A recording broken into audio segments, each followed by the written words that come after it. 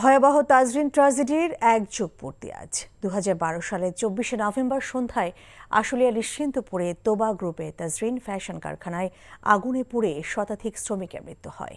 আহত হন 2 শতাধিক শ্রমিক। এক যুগ পরেও দুঃসহ স্মৃতি বয়ে বেড়াচ্ছেন আহত শ্রমিক ও তাদের পরিবার। পুনর্বাসন সহ আর্থিক সহায়তা এবং যথাযথ চিকিৎসা না পাওয়ার অভিযোগ তাদের।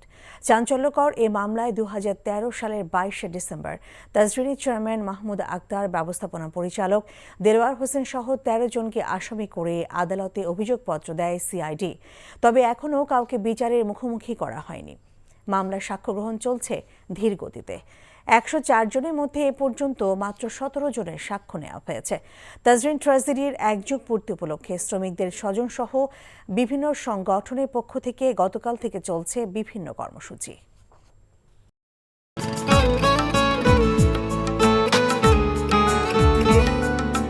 আপনার নামটা? নীলা। রাহুল। রবি, এই মেয়েটারে তোর ভাবি সবাই কেমন লাগবে? আপনাকে না বলছে আমাকে ফলো না করতে?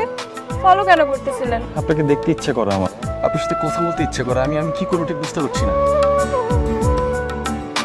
ওরে বাবা, ওই মেয়ে, অথচ তারে তুমি চিনো না? হ্যাঁ, কি মায়ায় তাকাও তুমি, একটু দেখে চোখের খেয়াল, তোমায় দেখার তৃষ্ণা ভীষণ। ভালোবাসায় বুঝি দেনা পাওনা থাকে? অবশ্যই থাকি, ভালোবাসা সবকিছু থাকে।